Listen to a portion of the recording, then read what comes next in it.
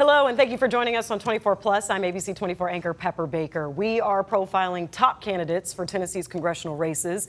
And with a new congressional map now in play, parts of Shelby County make up Districts 5, 8, and 9. So today we have Republican incumbent of District 5, Congressman Andy Ogles, here with us today. Thank you so much for being here. Absolutely. Thank you for having me. I know you're a busy man, so let's get down to business first. Why are you running for re-election?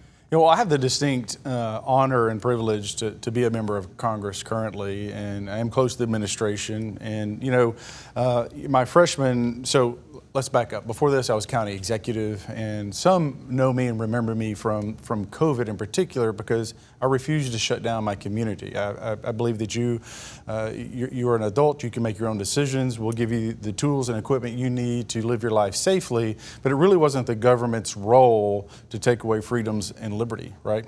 And so that being said, it became a household name, especially in Middle Tennessee. And when they redistricted, I became a congressman, a member of Congress. But with that same driven work ethic as a freshman member of Congress, I offered more legislation than any other freshman in history. And as a freshman member of Congress, I passed more legislation than any other freshman in history, because part of it is I was elected to do a job, to go and work. And so it's been an honor and a privilege, and I look forward to continuing that work. Yeah, we're going to unpack that for sure. And your stance on COVID reminds me of how it was similarly handled when I was in Macon, Georgia, and I'm from Florida. So there were similarities with that. So, okay, so you're known in Tennessee, of course, but District 5 is now different and includes Shelby County. So for people who may not be extremely familiar with you here, I'd just like to give the opportunity for you to talk about who you are, your background, and how you got into politics. First and foremost, I'm a believer, follower of Christ. I'm a husband, married my high school sweetheart. We've been together forever, I like to say, or she likes to say about me, right? So we actually have our 32-year anniversary next week. We have 3 children, thank you. So we have a daughter and 2 boys, and we have a small farm south of the greater Nashville area, but if you're familiar with Middle Tennessee, south of Columbia, out in the country. So we have sheep and chickens and ducks, and all that means is that when I come home from Congress, I have farm chores. And so I may be kind of an elected official, there may be some assumed authority there, but when I get home, my wife is in charge, and she gives me a list of what to do for the weekend. She sounds like a good wife. That's right, absolutely. So you were mayor of Maury County before running for Congress. Yes, ma'am. And you, like you said, you were recognized as Tennessee's most conservative mayor. So, and that had to do with the COVID situation. But I did want to ask exactly what is most conservative? What is that? Yeah, so prior to being elected, I worked for Dr. Laffer of the Laffer Center. So as the executive director of the Laffer Center on supply side economics, that's a long way of saying I'm a nerd because it's about the economy. But Maury County was looking at raising taxes without really getting into the budget. And look, if we have to, we pay what we should, but then no more. That's where we stop. And that their budget was a mess. So as a county, they were having 20 and 22 audit findings with the state per year. And I said, well, if you're going to try to raise my taxes, let's first fix the budget. So I ran on that issue. I was elected overwhelmingly, and we enacted a new private act. We went from roughly 22 to 2 to 0 audit findings, and we didn't have to raise taxes. And then COVID happened, which no one could predict. And again, Article 1, Section 7 of the state constitution, our authority comes from the General Assembly. And so there was no entity outside of the General Assembly that could give us as county executives or county mayors new power. Then 58-2-107 during a state of emergency actually limits what you can do during a state of emergency. So the oath I took meant that I wasn't going to take away your liberty. It meant that I was going to protect it, which is what I did as county mayor. Okay. You are a nerd if you remember the numbers too. Wow. I never remember those numbers, but that's great. So as congressman, what have been your most successful accomplishments? Well, so, I'm close to the president, as many know. And so when you look at the big, beautiful bill, or the reconciliation. That was a good impression. Reconciliation, literally, if you imagine this was a conference table, you have the President of the United States, you have the Vice President, you have Russ Vought of OMB, you have Stephen Miller, Chief Advisor, you had 8 other members of Congress. I was one of those members of Congress that was finalizing that legislation that would be presented on the House floor and then sent to the Senate. So to build that relationship and that trust with the White House and the administration, so if, as we go forward, if there's some issue here in Memphis, whether it's the FAA, the EPA, name the department, I don't have to go through all the channels. I can just literally call that secretary, or worst case, or best case scenario, I can just call the president himself. So I bring that relationship and those resources to this greater Memphis area, which has been transformed over the last year. And I know we'll talk about that later, but everybody wants a future for their children. They want to be able to go outside and feel safe, and that's what I want for Memphis and what I plan and hope to do for this community. Now, you mentioned the Big Beautiful Bill, but there was a lot of pushback on the Big Beautiful Bill. So how did you navigate that? Well, and I'll be honest, as one of the most conservative members of Congress, it wasn't conservative enough for me, but you also have to recognize incrementally what can we do and get done to make the country and our budget better. Look, we're barreling towards $40 trillion in debt. Like, there's some tough questions that we have to have, or conversations we have to have going forward. And again, I'm literally ranked as one of the most, and depending on the metric, the most conservative members of Congress. Like, it's not ever going to be good enough, but let's be pragmatic in how we fix the budget. How do we get services delivered to individuals more efficiently? A lot of that means moving federal money directly to the states and then letting the locals distribute it, and versus having some bureaucrat in D.C. making decisions for any other community across the country. Okay, hard to argue that. So as far as this re-election campaign, what would be your specific top priorities? Well, safety and security. So under President Trump, we've secured the border. We have, so I'm on financial services, which is the banking committee. It's effectively known as the nerd committee, so it's fitting, right? I'm also on Homeland Security. And kind of going back to that work ethic and why I want to do what I do is I'm also the chairman of Cyber, which is one of the most coveted subcommittees and important subcommittees in Congress. So I'm the chairman of Cyber and Infrastructure Protection, which also includes AI. And so I get classified briefings that most members of Congress don't get. And as I go through my book in the mornings, I'm in the SCIF. You've heard of the Joint Chiefs of Staff. They get a briefing. I get the same one. Wow. And it's China, China, China, maybe Russia, China, China, China, maybe Iran, but it's all about China. So understanding that relationship, complex relationship that we have with China, how do we grow as a country? Meanwhile, understanding that China is trying to surpass us as the global world power. Now, what does that mean for you and I? Well, on a day-to-day basis, maybe not much, but we also have to look at those things like gas prices, like safety and security, which is why it's good news that the Iran war is coming to a close, right?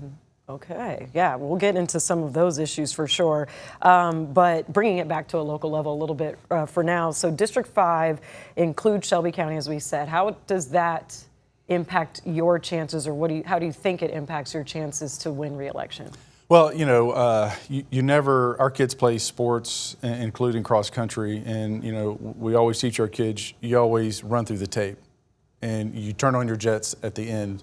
We're ahead, we're way ahead, quite frankly, but you never underestimate an opponent, and you always, so, when you look at the original 5th district that I serve now, it's an R5, meaning I have a 5-point advantage, or an R8, depending on the cycle.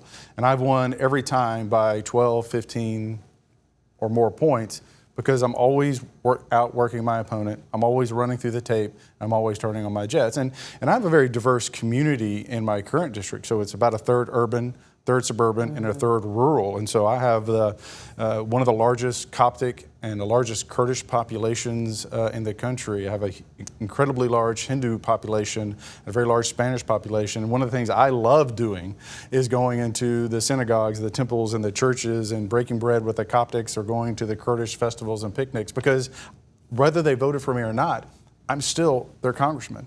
And that's what, again, I will go to any church, any synagogue, anywhere, to meet my constituents and give them the opportunity. Look, the John Quincy Adams loved the House of Representatives, where he argued and debated, but it was the people's house. And so my job is to go out and meet the people.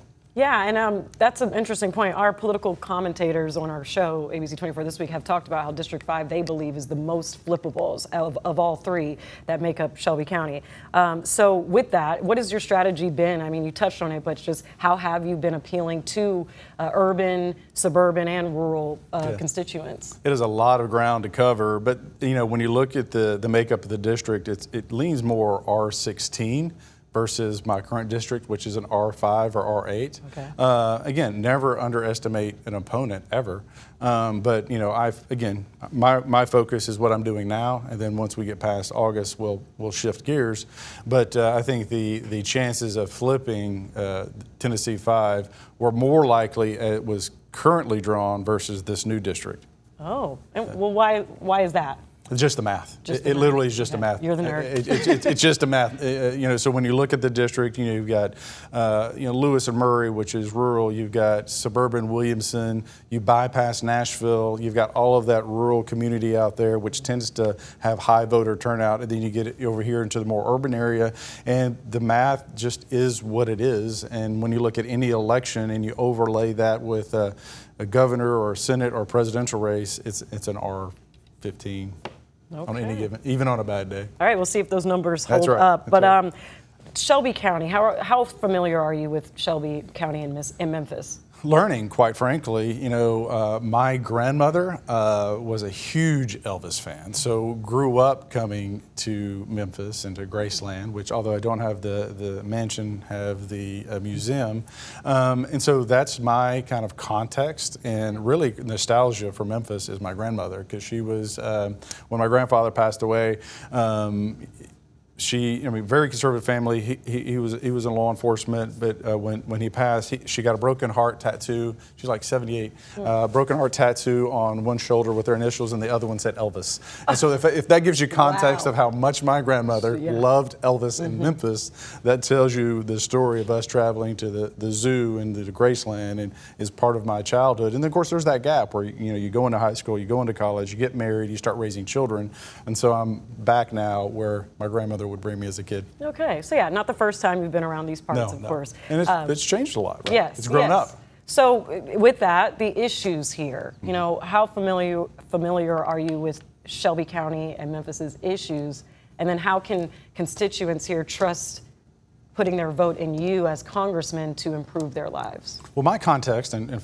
great question, and quite frankly, perhaps the best question is why? Why trust, right? And is the task force, is being here with the president, seeing the transformation that's taken place.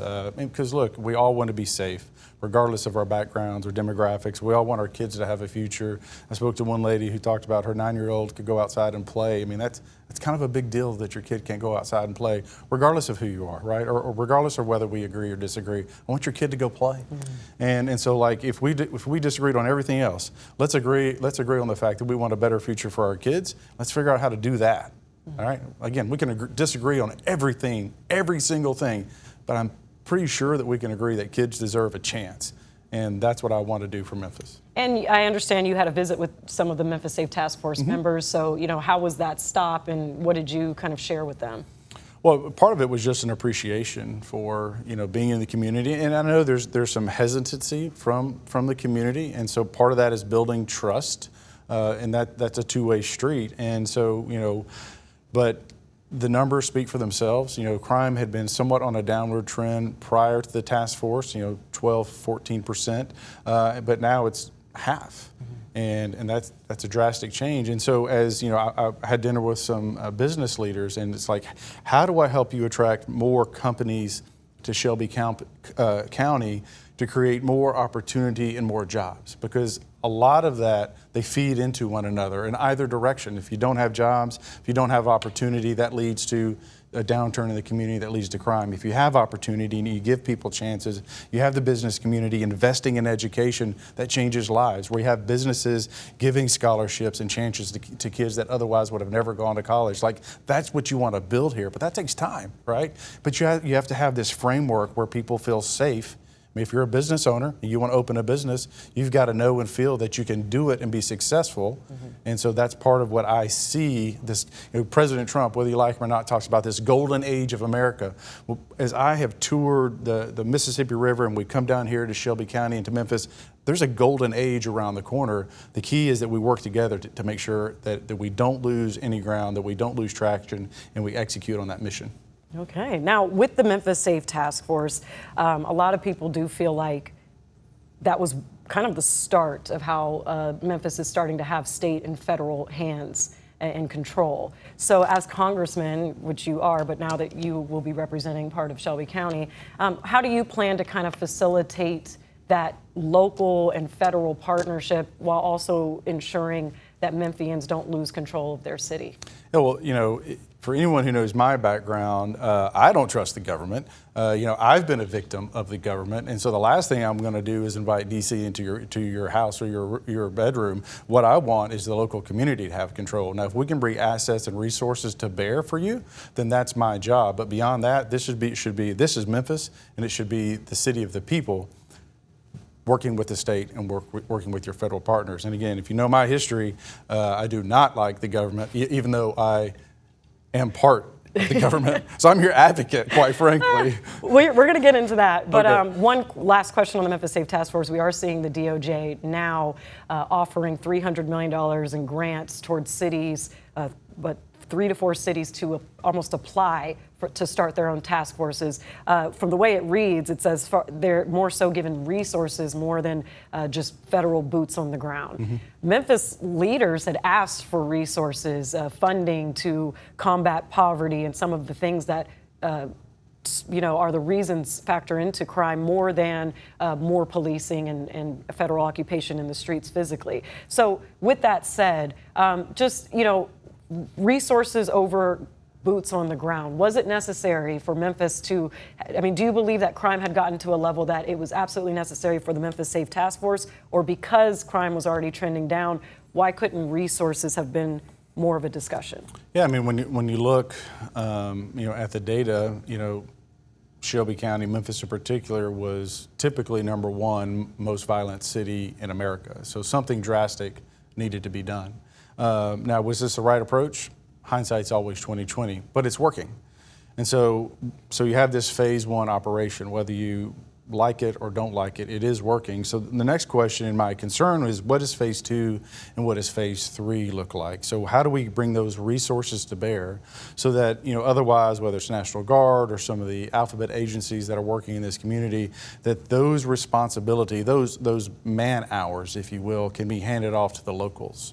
And so, you have a situation where crime is trending drastically in the right direction. How do we make sure that in phase 2 and phase 3 continues, and that you suddenly don't have this vacuum where, otherwise bad elements that have fled to other cities are like, oh, they're gone, we're going to come back, because that's the last thing we want, right? And so it needs to be a very thoughtful approach, but at the end of the day, this should be a city run by the people who live here, not by the federal government. Okay, I think people can get on board with that. But that's a common sense approach. I mean, because Nashville, Columbia, Des Moines, nobody wants the federal government running your city, right? And so now that it's safe, and now that we're seeing progress, what do we do to go forward to build that infrastructure, ultimately to make sure those kids have a future? Because at the end of the day, that's what matters. Okay, good point there. And just in the efforts of keeping this interview going, because there's a lot more we could have unpacked right there, but fundraising and endorsement efforts, and then we're going to talk a little bit about your background.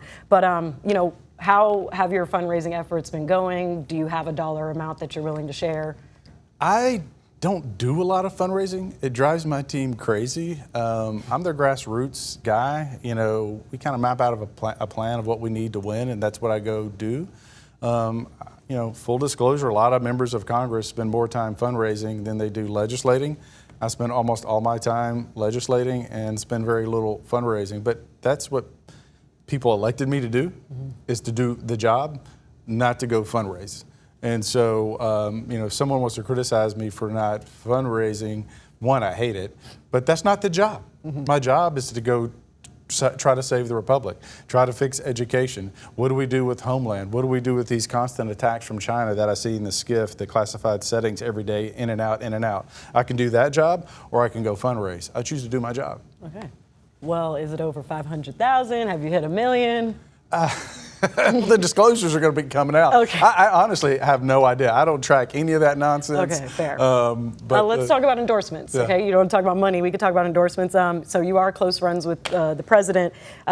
I'm assuming, and we talked about this off camera, you have his support. Yeah, absolutely. Okay. So again, I shared with you the story to give you the context of my relationship. And when I say I can bring resources to bear, so it was after the election, the presidential election.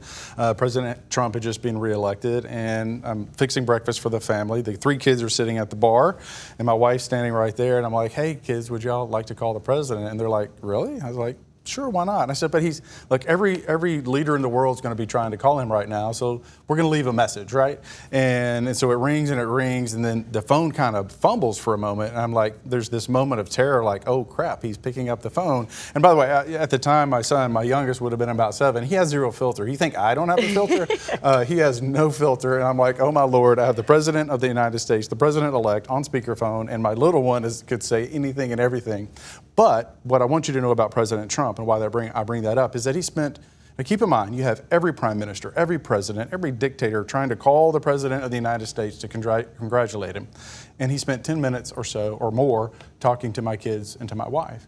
And so there's a part of Trump that people don't see, that there's as hard as it may be to believe, there's a tender side to President Trump, that he truly cares about the communities. He cares about the legacy he's leaving behind, and part of that is caring and making sure people understand that. So now the rest of the stories, I asked my daughters, like, "Hey, did you tell anybody?" And she's like, "I told a few people. I told my son." He's like, "Yeah, I told this person." And my other son was like, "Dad, I told everybody." Yeah, you made your kid proud. That's right. I mean, it is big deal, just any president, no matter what you think Sure, of him, that's right. to be able to just call him up and have him pick up on the third ring. Well, like President Biden, I didn't agree with Biden very often, but, I always sit at the back of the chamber, so I was either the first or the second person Biden, whenever he came to spoke before Congress, would greet. And, he is the president, or was the president of the United States. He was the commander-in-chief, and so thank you, Mr. President, for coming here. Thank you for your time. Now I would mention, hey, I would really like for you to work with us on the border. I would really like for you to do this. But there was always this understanding of respect, because he still was our president. Mm-hmm. Now, I could disagree with the man, but I respect the office. Okay. All right, let's take it back a little bit and address 2 major things. One, that's not so recent, and one that's recent. But let's start with your investigation, the FBI investigating you about campaign finances. And from my understanding, that happened shortly after you won the primary in 2024. Mm-hmm. So they seized your phone, and it seems like there's a discrepancy over $320,000, and then you amending it later on to $20,000, a loan given to your campaign, or the loan that you stated. So money that we were loaning, that's right. Okay, so please just clear the air for us about why you were investigated by the FBI, and just clear it up. Absolutely, I'm glad you asked. So one, it literally is just a mistake. So I hire someone to do my financials. As we discussed, I don't even know how much we've raised to date.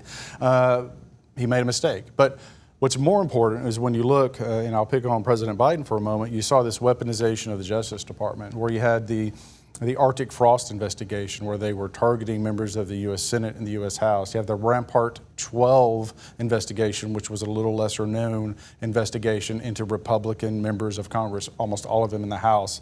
They took Congressman Scott Perry's phone, and they took my phone. So I wasn't the only one. Okay. I was part of a menu of Republicans that were targeted by the Biden DOJ, and for various reasons. But part of that is if you were bold, if you were outspoken, if you were viewed as someone who might be a threat, not physically, but on policy-wise to the White House, they came after you, and that's a scary thing. And so when I talk about I don't trust the government, and I understand the perspective of people in Memphis or Shelby County, should we trust the government here? I get it.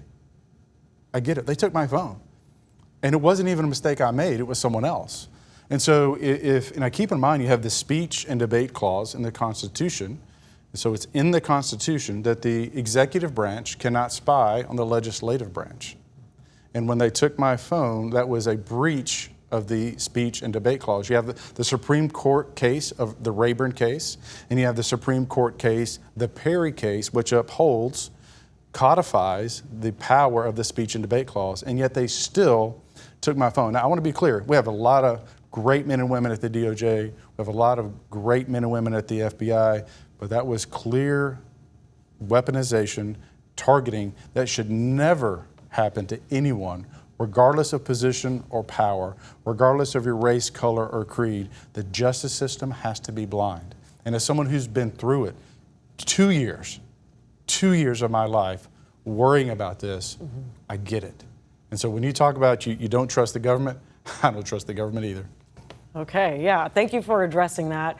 And we briefed a little bit about what we were going to speak about, and I had forgotten that we did pull a soundbite from one of your competitors, and on the Democratic side, Chaz Mulder. And I do want to play it, and it has to do with this very topic.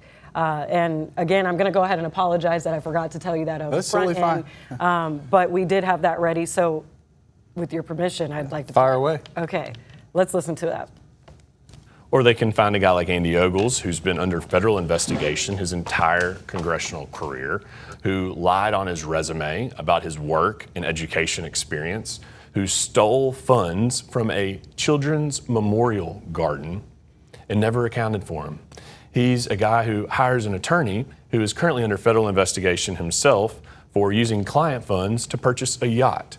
So when people learn who Andy Ogles is, they're going to again see that they have a very clear choice. Okay, so your reaction to that? He's grasping at straws, right? So you have a situation where the child fund. So our son died, and 52% of the money that went into that fund we put in.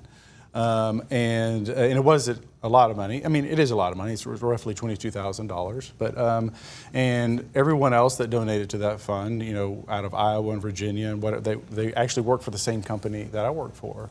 And so we opted, instead of building a monument to our dead child, we helped other children or families that were burying their children.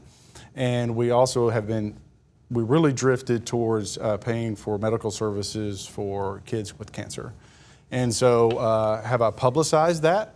Like, if we're helping you pay for your child's medical care, would you like for me to put your son or daughter's picture in the paper? Right. I would feel some type of way. Right. And so this was, we buried our son. And I'm so sorry to hear that. We are the sum total of our life experiences, the good stuff and the bad stuff, and that helps define who you are. But it's unfortunate that someone would take a cheap shot, because what I just said, I've said publicly. We gave $30,000 to a child's Make-A-Wish project, which is 3 times, if it's 20,000, we'll do rough math, 20,000, half of it was ours, so that we raised another 10. We've given 3 times that much in one donation to a Make-A-Wish project.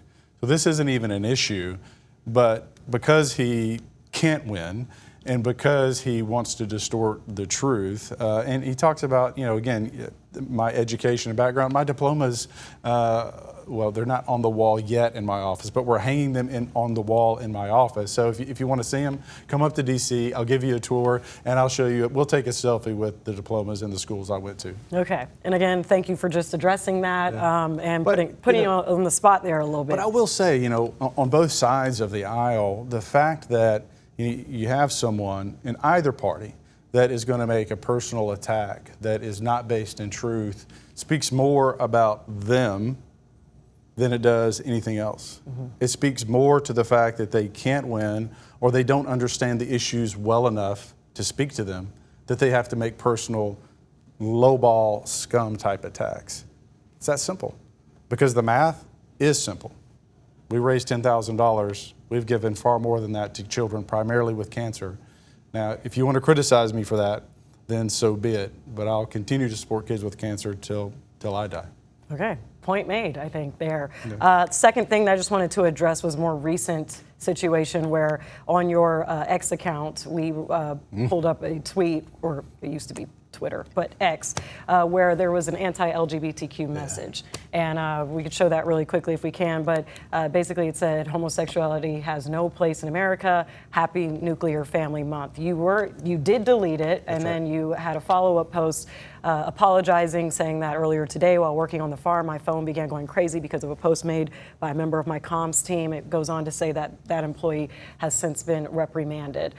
So I think there's, a percentage of people or a population here who definitely felt targeted in that moment. Sure, So absolutely. again, clearing the air here of just how that tweet happened and how you kind of did damage control. Well, you mentioned my tan, and I clearly work on the farm. So we have a small farm, and we have an orchard, and on the backside of the property. We don't have a lot very good cell service, and so there's a congressman from New York, Mike Lawler, and I typically don't get calls from Mike Lawler on the weekend. I typically don't get calls from Mike Lawler, but he is a friend. And as my son and I, we get into the Gator, our little like four-wheeler thing, kind and we're going back towards the barn, and my cell picks up service, and I start getting all these texts and missed calls from Mike Lawler, and I'm like, what the heck is going on? And so I texted him, and he sends me the tweet. Of course, I was furious. Look, I'm pro-life, I'm pro-family, I'm all those things, but this is not my issue, nor is it who I am, because I have a good friend of 20 years who is gay. And when Steeplechase just happened a few weeks ago, like he had a party, and I made the rounds to all the different parties, but I was a guest at his. Why? Because we're friends. His life choices are his life choices. I give speeches talking about, look, if you want to be a dude in a dress, you go be a dude in a dress. But that also means I get to be me, right? I get to be a conservative Christian. Right? I get to be a father and a husband and believe and live my life according to my faith, right?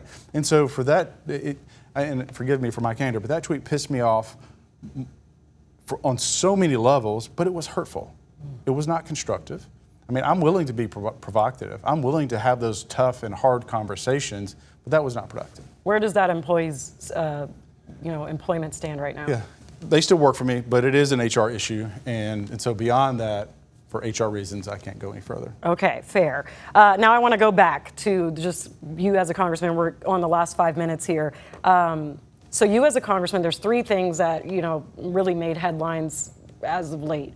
One of them was impeachment of Donald Trump. And we know Congressman Steve Cohen was a big proponent of that, pushing a lot of that legislation, if you will. So obviously you are close with the president, 2 years left, if you will, of his term.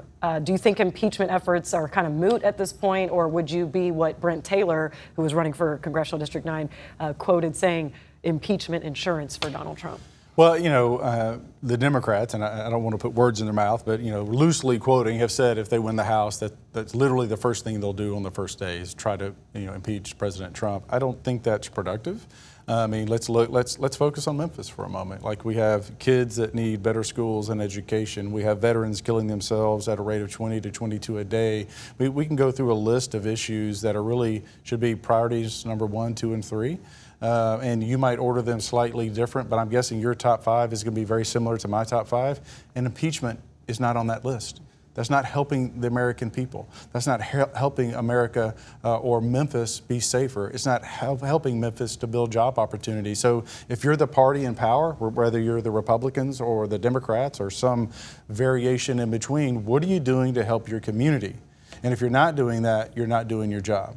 And so impeachments, in my opinion, are a distraction. Okay. Secondly, we know Congress holds the purse, and we saw some of the most historical government shutdowns that we had seen between late 2025 and early 2026. So, what was your part in that, and how can you ensure that government employees and whoever all was impacted won't have to go without pay for so long again? So that was on the Senate side, specifically with the Homeland budget. And it really, when you think about the agencies that are impacted, it was rather horrifying. So again, I get classified briefings that many members of Congress don't get.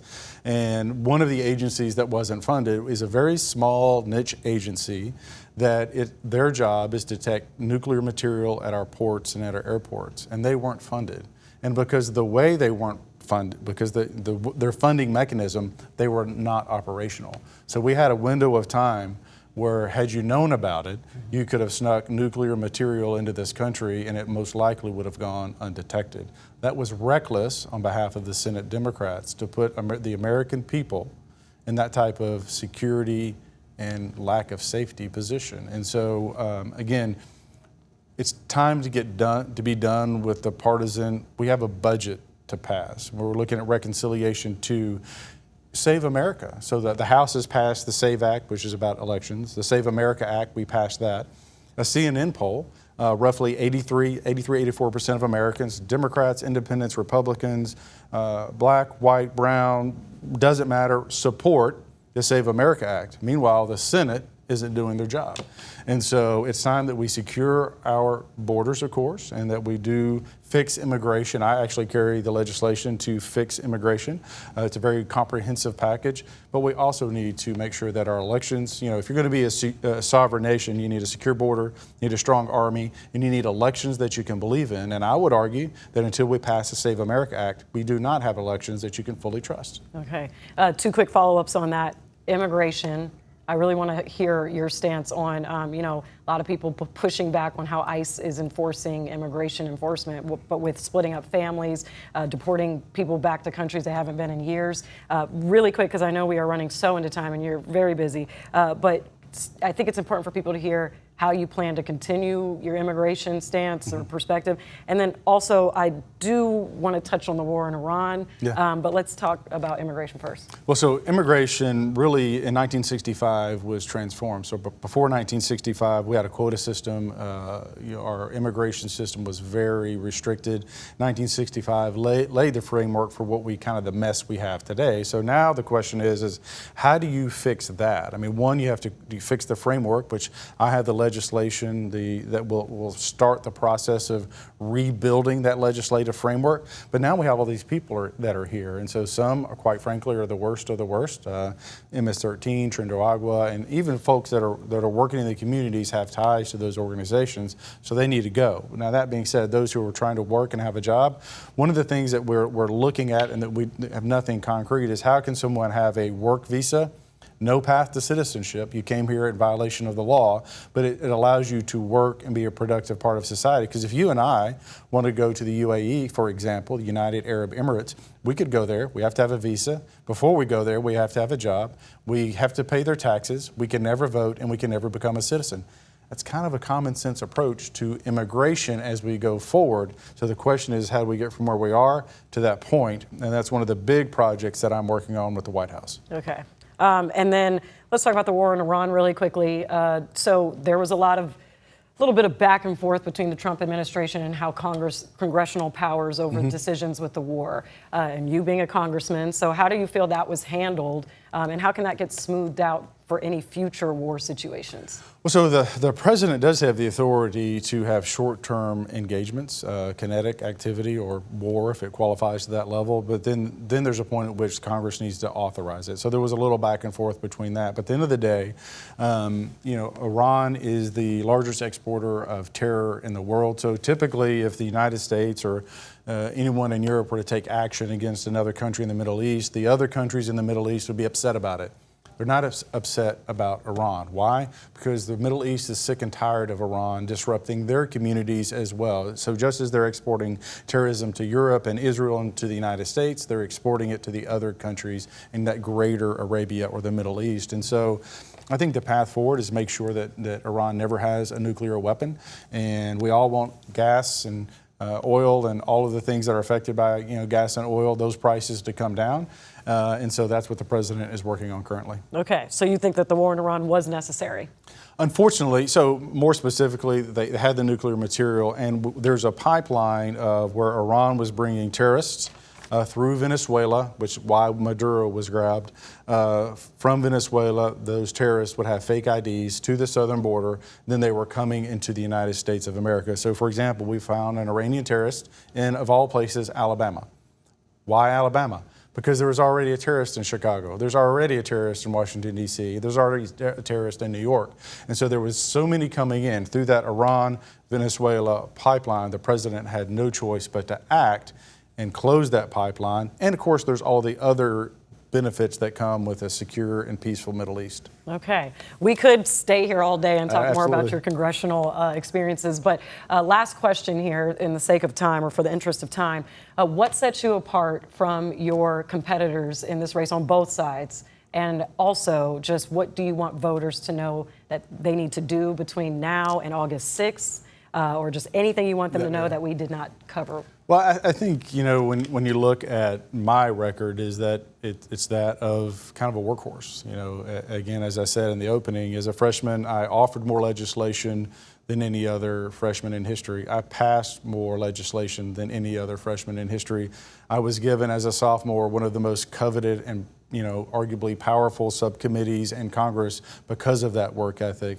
I have a trusted relationship with the White House and the President of the United States because of that work ethic. And so that's what I bring to the district. I was a mayor first. I'm the kind of guy that I roll up my sleeves and go to work. And there's nothing really kind of sexy about that. I don't go to a lot of fancy parties, and I don't fundraise because I have a job to do. And that's my promise to the people of my current district and my future district, and to the people of Tennessee, is that I'm arguably the most productive member of Congress in recent history, and on some metrics, history, and I'm not going to stop. Okay. All right. Well, thank you for your time. Absolutely. And I hope our viewers learned a little bit more about you from this interview. And I know you have a tight schedule today, so we'll get you on your way. But thank you so much for being here. Thank you for watching 24+. Please follow ABC 24 for all your political coverage leading up to the primaries in August and then the general elections in November. Thank you for watching.